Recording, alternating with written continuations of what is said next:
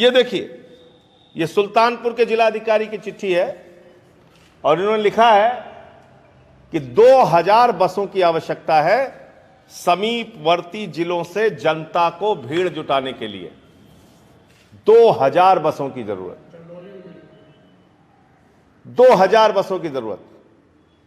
ये किस अधिकार से उत्तर प्रदेश की सरकार प्रधानमंत्री के कार्यक्रम में हजारों बसें लगाकर भीड़ इकट्ठा कर रही है?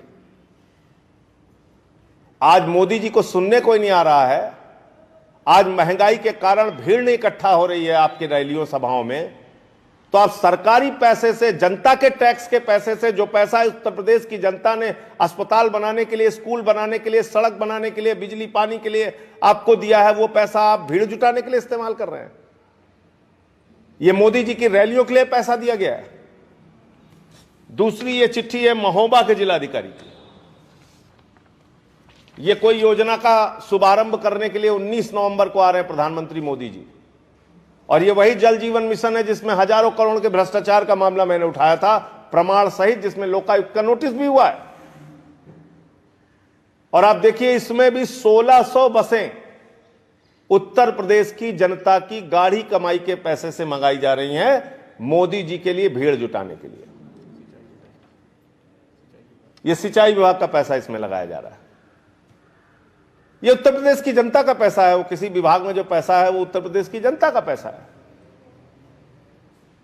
तो ये किस अधिकार से किया जा रहा है? मैंने तो आज तक नहीं देखा कि 2000, 1600, 1500 भीड़ इकट्ठा करने के लिए बसें लगाई जाएं। आदित्यनाथ जी, जो उत्तर प्रदेश के खजाने में पैसा है, ये भारतीय जनता पार्टी का खजाना नहीं है, ये उत्तर प्रदेश की जनता की गाढ़ी कमाई का पैसा है। इन पैसों से रैलियां करना बंद कीजिए। 40 लाख रुपए अमित शाह की रैली सभा कार्यक्रम में आजमगढ़ के अंदर निकाल लिया जाता है।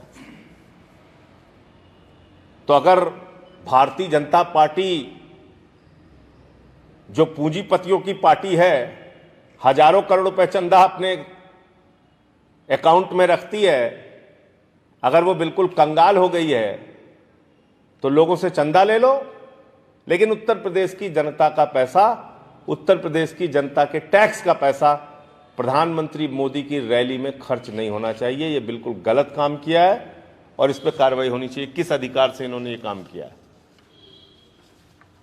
मुझे इन दो विषयों पर अपनी बात कहनी थी। आपका कोई और सवाल हो तो आप पूछ सकते हैं। संजय जी, अभी पूर्वांचल एक्सप्रेस का जो उद्घाटन हुआ, बार बार फीता काटने की बात सामने आ रही है विपक्ष के द्वारा, और बीजेपी कह रही है कि सारे कार्य मेरे के हुए। तो इस पर किसको सही माना जाए, किसको गलत माना जाए? देखिए, सबसे बड़ा सवाल यह है, बीजेपी ने 5 साल के अंदर उत्तर प्रदेश में क्या किया है? पिछली सरकारों के कामों के फीते काटे हैं खाली। पिछली सरकारों में जो काम हुआ, कभी मेट्रो का फीता काट दिए, कभी नोएडा में गए फीता काट दिए, कभी इसका, माने एक्सप्रेस वे का उद्घाटन हो चुका था, दोबारा आगरा एक्सप्रेस वे का उद्घाटन कर दिए। तो ये तो साफ तौर पे दिखता है, ये पूर्वांचल का काम भी पिछली सरकार में शुरू हुआ था। तो फीता कटाई की मार और दौड़ चल रही है, लेकिन उत्तर प्रदेश की जनता इन बातों को समझती है। लोग महंगाई से त्रस्त हैं, लोग बुरी तरीके से, उनकी कमर टूट गई है अर्थव्यवस्था के, गिरती हुई अर्थव्यवस्था के कारण। और आज उत्तर प्रदेश में जिस प्रकार से भ्रष्टाचार चरम पे है, कानून व्यवस्था बदतर हो चुकी है। आज उत्तर प्रदेश में जिस तरह से स्कूल के अंदर बच्चों को नमक रोटी खाने के लिए दी जाती है, अस्पताल में इलाज नहीं मिलता, कोरोना की महामारी में लोगों की मौत हो जाती है, चील कौवे कुत्ते लोगों की लाशें नोचते हैं, ये दृश्य लोग भूले नहीं हैं।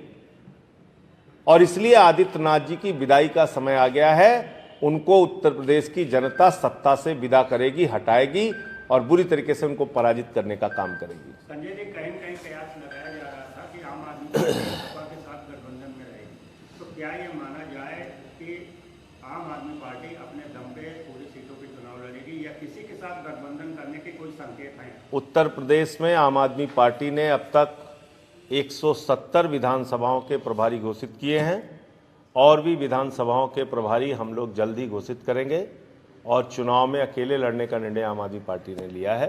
28 नवंबर को हमारी रोजगार गारंटी रैली है। अभी फिलहाल बिजली 300 यूनिट बिजली फ्री करने का जो हमारा अभियान है उसको लेके हम डोर टू डोर कैंपेन कर रहे हैं, तो हम अपने काम पर फोकस कर रहे हैं।